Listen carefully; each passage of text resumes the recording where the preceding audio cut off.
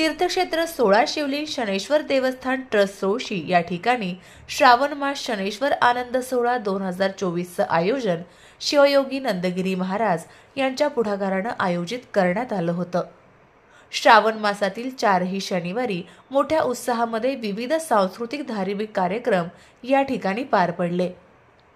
श्रावण महिन्याच्या शेवटच्या शनिवारी भाविकांनी श्री शनैश्वराच्या दर्शनासाठी मोठ्या प्रमाणामध्ये गर्दी केली होती।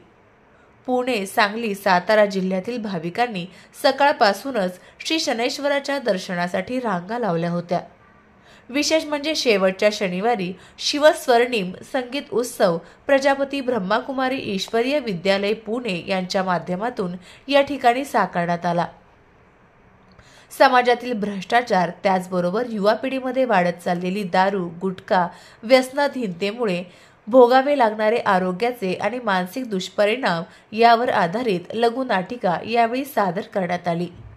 अनेक गीतं आणि समाज प्रबोधन कथा यावेळी उत्कृष्ट प्रकारे सादर करण्यात आल्या। खऱ्या अर्थानं मानवाचं जीवन काम, क्रोध, लोभ याच्यापासून अलिप्त राहून सदा आनंदी कसं राहील याबाबत खास मार्गदर्शनही प्रजापती ब्रह्माकुमारी ईश्वरी विद्यालयाच्या वतीनं करण्यात आलं।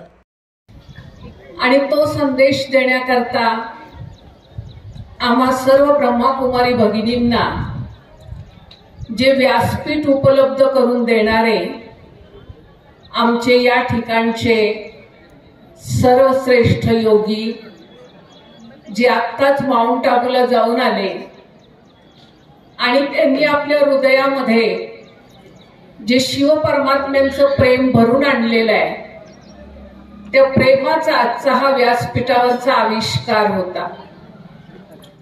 म्हटलं जातं दिव्यत्वाची जेथे प्रचिती तेथे कर माझे जुळती। आणि खरोखरच दिव्य गुणांची धारणा करून सामाजिक बांधिलकीचं ऋण फेडण्याकरता ज्यांनी आपलं आयुष्यच आईंनी बाबांनी या कार्यामध्ये खर्च केलेला आहे आणि खर्च करतच राहणार।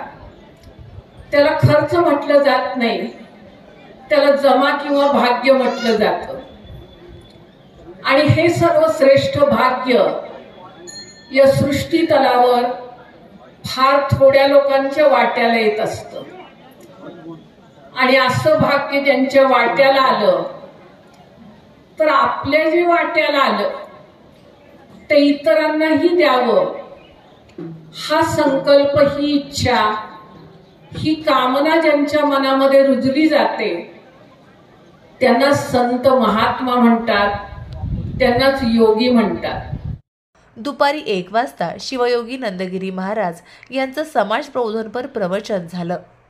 यावेळी हजारो भाविकांनी प्रवचनासाठी उपस्थिती दर्शवली। विशेष म्हणजे श्रावणी शनिवारमुळे खास महाप्रसादाचं आयोजन करण्यात आलं होतं।